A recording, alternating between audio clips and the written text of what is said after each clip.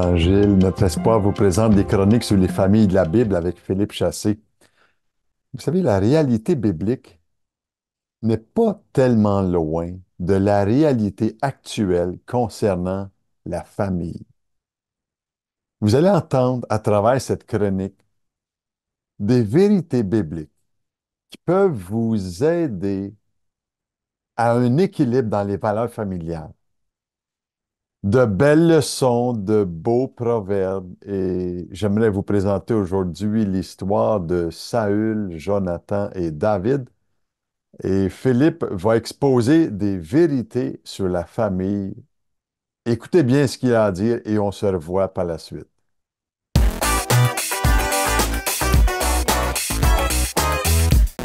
Les familles de la Bible. Je suis avec Layad, ma productrice, et ensemble, on regarde les familles. Qu'est-ce qu'ils peuvent nous apprendre? Les familles de la Bible, bien sûr. Alors, regardons Saül, son fils Jonathan, sa fille Michal, et bien sûr, le gendre qui est David. Regardons la bio.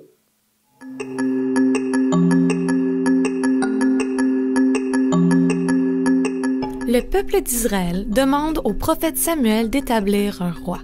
Saül est un beau jeune homme. Aucun Israélite n'a plus belle allure que lui. Il les dépasse tous de la tête.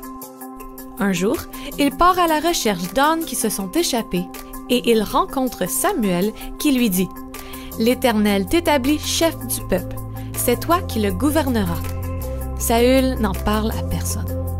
Samuel convoque le peuple à Mitzpah et leur dit qu'il va choisir un roi, le premier en Israël. Il fait avancer toutes les tribus et le sort désigne la tribu de Benjamin, la famille de Matri. Finalement, c'est Saül, fils de Kish, qui est désigné. On le cherche, mais on ne réussit pas à le trouver.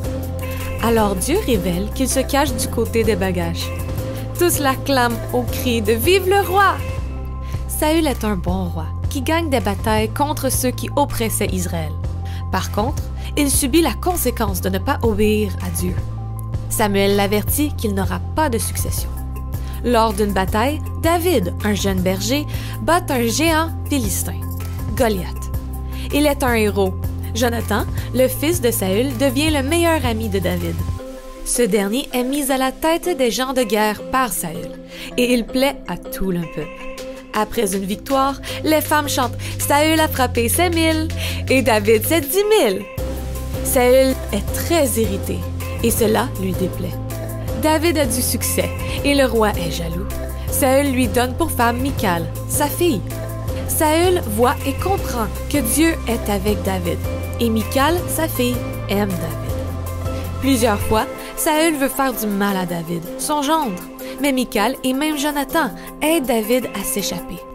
Malheureusement, Saül finit mal et s'enlève la vie lors d'une bataille afin que l'ennemi ne le capture pas vivant.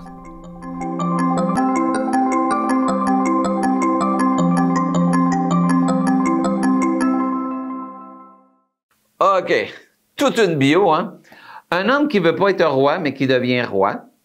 Un homme qui est plus grand que tout le monde, qui a un fils qui s'appelle Jonathan et qui a une fille qui s'appelle Michal. Et Saül est le premier roi d'Israël et éventuellement il se ramasse en guerre. Et lorsqu'il est en guerre, il y a un géant qui s'appelle Goliath qui vient puis qui menace Israël. Et quoi faire? David qui est là, il arrive, lui, de chez sa maison pour ses frères qui étaient à la guerre. Et éventuellement, qu'est-ce que la Bible dit? C'est que David va aller contre Goliath et il va vaincre Goliath. La chose, c'est comme les contes de fées, mais cela est réel et vrai. C'est que Saül avait promis la main de sa fille. Il avait promis la fille, que le gagnant pourrait marier sa fille. Éventuellement, ben, c'est Michal qu'elle aimait David, puis elle a marié David. David est là, Michal, meilleur ami c'est Jonathan de David, et éventuellement, ben c'est sûr, il y a Saül qui est là. Quelque chose arrive, c'est il y a un chant, une composition qui sort, qui dit « Saül a tué 1000, mais David en a tué 10 000 ». Et là, c'était c'était tout un chant. Imaginez-vous votre chanteur préféré, vous êtes à la radio, et là, il est en train d'annoncer à tout le monde que vous avez vendu X, non, 1000 forfaits, et que lui en a vendu 10 000 forfaits. Mais c'est pas lui qui chante, là, les gens disent ça. Alors vous êtes bon comme ça, mais lui est bon comme ça. Éventuellement, la jalousie pointe dans tout ça. Et pauvre Saül, il se met à être jaloux de David, son gendre. Il veut aller jusqu'au point qu'il veut le tuer. Et Michal, pauvre elle, qui est la fille et la femme, elle va aider David. David va s'enfuir. Jonathan va aider David. Et encore plus, là, ça met Saül encore plus jaloux. Qu'est-ce que ça, cette histoire-là, vraie, peut m'apprendre à moi aujourd'hui? Tu y penses-tu, Layal? Tout un micmac. Hey, ça pourrait être une télésérie. Mais qu'est-ce qu'on apprend? La première chose, c'est il y a des conséquences à la jalousie. Parce que Saül est allé jusqu'au point de vouloir tuer son gendre. Celui qui l'avait aidé, celui qui s'était débarrassé de son ennemi, il va aller, et c'est son gendre. Imaginez-vous, les enfants de Michal et de lui, c'était ses petits-enfants. Je sais pas s'il y en avait, mais ça aurait été ses petits-enfants. Mais c'est là que ça montre à quel point la jalousie va aller, à un moment donné, elle gruge. Puis elle gruge l'âme, elle gruge, puis on va voir, ça va aller plus loin. La deuxième chose, c'est Saül, souvent, je regarde dans cette histoire-là, c'est que Saül, il est revenu à David, il dit « Ah, je m'excuse, David, je m'excuse. » Et tout de suite, pas longtemps après, il recommençait la même chose, il repartait après David, puis il voulait faire du tort. Puis après ça, « Ah, oui, parce que David a une bonne attitude, il a pas voulu faire mal à son beau-père. Et là, lui, il revient, et c'est vraiment, tu sais, la pardon, là, qu'on vient qu'on ne croit plus. Et c'est qu'est-ce qui est arrivé avec les deux choses que j'apprends. Un, la jalousie, qu'est-ce qu'elle peut faire? Les conséquences. La deuxième, c'est qu'est-ce que je fais avec quelqu'un qui me demande pardon, puis qui continue. Il me demande pardon, puis il continue. C'est les deux choses que je remarque dans cette histoire-là. C'est des choses que nous, on vit aujourd'hui encore. Il y a un verset dans la Bible qui dit « Un cœur paisible contribue à la vie du corps, mais l'envie est comme une maladie qui ronge les os. » Il faut que je le répète. Un cœur paisible contribue à la vie du corps, mais l'envie est comme une maladie qui ronge les os. La santé, notre santé physique dépend de notre santé émotionnelle et psychologique. C'est quelque chose, ça, là. Ça dit que Saül, il s'est ramassé tellement jaloux de David, au point qu'il voulait le tuer, que ça l'a débordé. Combien que nous, aujourd'hui, on est pareil dans nos vies. La jalousie peut venir dans notre vie et elle va aller au point qu'on n'en dort plus.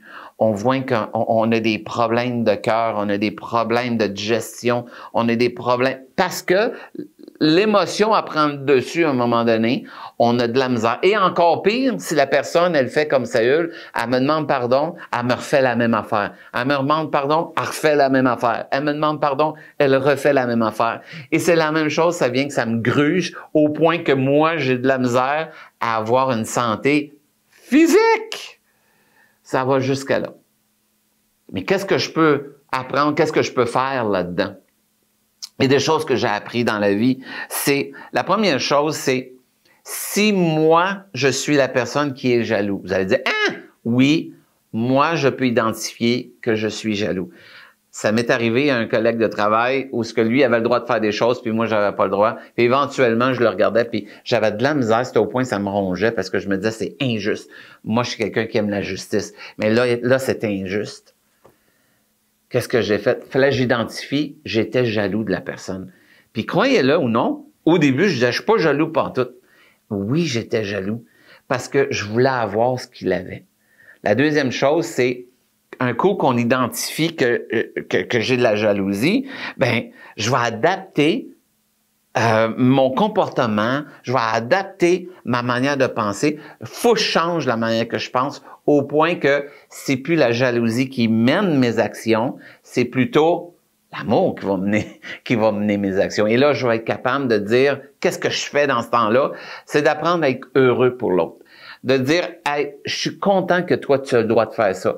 Moi, j'y ai pas le droit, mais éventuellement, peut-être, je vais l'avoir. Ou peut-être négocier pour l'avoir, le prochain contrat. Mais vous organiser. Et c'est ça que j'apprends dans ma vie de tous les jours. Si je vis de l'injustice, je dois apprendre à pardonner, je dois apprendre à voir la source en arrière. Mais si c'est moi la source de la jalousie, c'est moi qui est jaloux, ben il faut que moi j'apprenne.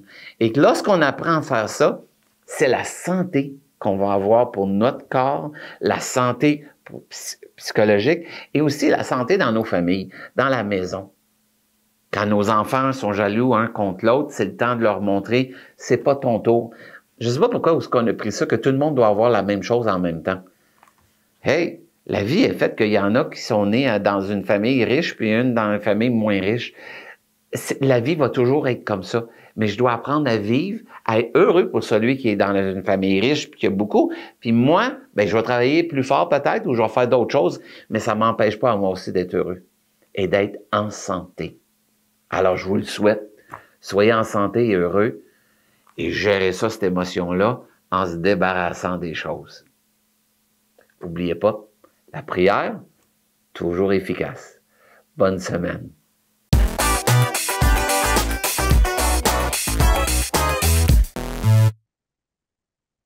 Wow, quel bel exposé que Philippe nous fait ici. Et vous savez, je remarque que derrière cette histoire de David et Goliath, il y a un arrière-plan dans cette histoire de jalousie familiale. Et le défi ici qui nous a été exposé par Philippe, quand on fait face à la jalousie qui s'infile dans la famille. Vous savez, la famille vivait des conflits relationnels profonds. Et c'est pas nouveau. Je peux apprendre quelque chose à travers ce que Philippe expose ici. Et j'espère que vous avez retenu ce qu'il a partagé sur les conséquences de la jalousie. Ça- quoi faire aussi quand une personne me demande pardon à répétition, qu'elle s'excuse, puis elle s'excuse. Puis, vous savez, quand il y a de la jalousie, comment est-ce qu'on réagit? Quoi faire quand une personne offre des excuses toujours à répétition ici? Et je crois que dans cet exposé, les Écritures répondent à un paquet de problèmes, vous savez. Et Philippe cite un proverbe, proverbe 14. Un cœur paisible contribue à la vie du corps, mais l'envie est comme une maladie qui ronge les os. J'ai appris aussi qu'on est toujours confronté à la jalousie dans la vie. Et Philippe parle de sa propre expérience et il nous l'a très bien exposé. Et il a pu reconnaître, identifier ce qu'il était, son problème. Je vous pose la question ici, savons-nous, est-ce que tu sais réfléchir sainement sur tes émotions néfastes? Est-ce que tu sais adapter ton comportement? Est-ce que nous voulons vraiment être heureux dans ce que nous vivons au sein de la famille? J'aimerais vous dire aujourd'hui, Dieu a à cœur notre santé mentale dans tous les domaines de notre vie. Et la Bible est un livre pour notre équilibre psychologique, spirituel et moral. Euh, Est-ce que nous apprenons à être contents de ce que nous avons? Et je crois que c'est une bonne question à se poser. Peut-être que, vous savez, après avoir exposé cela dans cette chronique sur les familles de la Bible, Philippe ici, j'aime beaucoup qu'est-ce qu'il dit. Il est franc. Il reconnaît que parfois, la jalousie peut être vécue euh, avec différentes personnes. Peut-être que toi, tu as eu à reconnaître à travers cette vidéo-là, peut-être que tu as pensé, ouais, ouais, j'ai gardé cette jalousie-là et ça m'a rongé tellement longtemps. La jalousie, c'est pas bon pour personne. Et j'aimerais, à travers ce petit exposé-là, juste prier avec toi quelques instants, juste se recueillir, puis juste s'en remettre à celui qui peut toutes choses dans ta vie. Père Céleste, merci aujourd'hui. Tu vois mon cœur, tu vois mes circonstances, tu vois ce qui m'a blessé et peut-être même brisé à travers cette relation où ce que j'ai jalousé, j'ai envié, j'ai voulu avoir. Je te demande pardon. Père, aide-moi aujourd'hui à regarder cela d'une façon objective et de pouvoir aujourd'hui comprendre que parfois cela peut m'atteindre et me faire mal. Je t'offre mon cœur aujourd'hui. Merci de apaiser mon cœur par ta présence. Merci, Père. Au nom précieux de Jésus, je prie. Vous savez, Dieu travaille toujours à transformer nos relations quand nous savons reconnaître qu'est-ce qui nous bloque. Je te laisse avec cela. T'aimerais avoir de la littérature, des conseils, de la prière. Je t'invite à m'écrire. Je t'invite à m'appeler si tu veux. Ça, ça va défiler ici en dessous de l'écran. 631 47 29 dans le 418. Et mon courriel, Denis Lavallée, à commercial tellus.net. Je vous souhaite une bénédiction particulière aujourd'hui. Au plaisir de se revoir à notre prochaine chronique.